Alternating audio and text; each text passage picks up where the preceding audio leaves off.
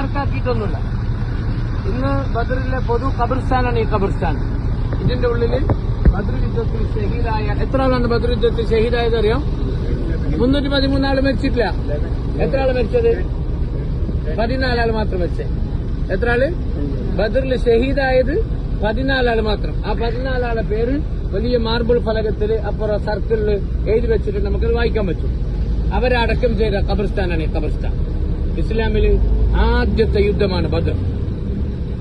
മക്കയിൽ യുദ്ധം ഉണ്ടായിട്ടില്ല. മക്കയിൽ നബിതങ്ങൾക്ക് കഷ്ടപ്പാടും പ്രയാസമുള്ള കുറെ ഉണ്ടായി. പക്ഷെ യുദ്ധം ചെയ്യാനുള്ള അനുവാദം ഉണ്ടായിട്ടില്ല. മക്ക വിട്ട് മദീന വന്ന് മദീനയിലും റസൂലിനെ സ്വസ്ഥമായി ജീവിക്കാൻ മക്കാർ സമ്മതിക്കുന്നില്ല.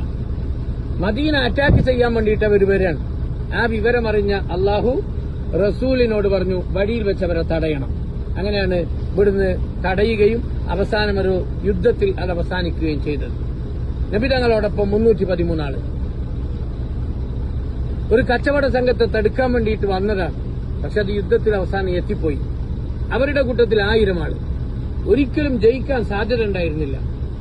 പക്ഷെ നമ്മുടെ റസൂല് റമദാൻ 17 അന്ന് രാത്രി ആകാശത്തേക്ക് കൈകൾ ഉയർത്തി ഒരു ദുആ നടത്തിയത് ചരിത്രത്തിൽ കാണുന്നുണ്ട്. റസൂല് ദുആ ചെയ്ത് നിസ്കരിച്ച സ്ഥലത്താണ് അപ്പുറത്ത് പള്ളിയുള്ളത്. ഇത് ഖബർസ്ഥാൻ മാത്രമാണ്. യുദ്ധം നടന്ന മൈതാനം വേറെയാണ്. ആ പ്രാർത്ഥനയ്ക്ക് ഉത്തരം കിട്ടാൻ ഒരു പ്രഭാതം വരെ മാത്രമേ കാത്തു നിൽക്കേണ്ടിയിരുന്നുള്ളൂ. ആ രാവിലെ ആകാശത്ത് നിന്ന് 5000 മലക്കുകൾ വിശ്വാസികളെ സഹായിക്കാൻ വേണ്ടി ഇറങ്ങി.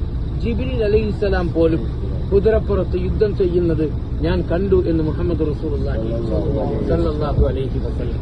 ജിബ്രീൽ പലപ്പോഴും വന്നിട്ടുണ്ട്. പക്ഷെ ഒരു യുദ്ധത്തില് മുസ്ലിമീങ്ങളെ സഹായിക്കാമെന്നത് ബദറിൽ മാത്രമാണ്.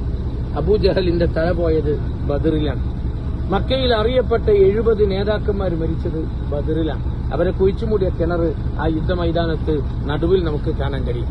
നിങ്ങൾ നോക്കൂ, നമുക്കിവിടെ ആദ്യത്തെ ബാധ്യത എന്ന് പറയും, നമുക്ക് ഇസ്ലാമിന് വേണ്ടി ഞാനും നിങ്ങളൊക്കെ ഇന്ന് മുസ്ലിം എന്നുള്ള അഡ്രസ്സിൽ ഇങ്ങോട്ടേക്ക് എത്താനുള്ള കാരണക്കാരറിയാം.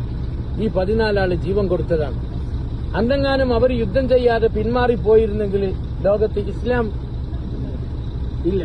ഇസ്ലാം അതോടെ അവസാനിക്കായിരുന്നു.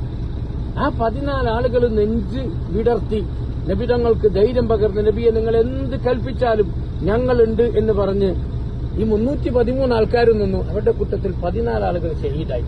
ഇസ്ലാമിലെ ഏറ്റവും പോരിശയുള്ള ശുഹദാക്കളാണ് ബദരീങ്ങൾ. നബി സല്ലല്ലാഹു അലൈഹി വസല്ലം പറഞ്ഞെന്തറിയോ? ലൻ യദ്ഖുലൻ നാറ അഹദുൻ ഷഹീദ ബദറ. ബദറിൽ വന്ന ഒരാളും നരകത്ത് പോവില്ല. ബദറിൽ വന്ന ഒരാളും മരിച്ചാളും ബാക്കി ജീവിച്ചാളും ഒരാളും നരകത്തിൽ പോവില്ല. അവർക്ക് സ്വർഗ്ഗം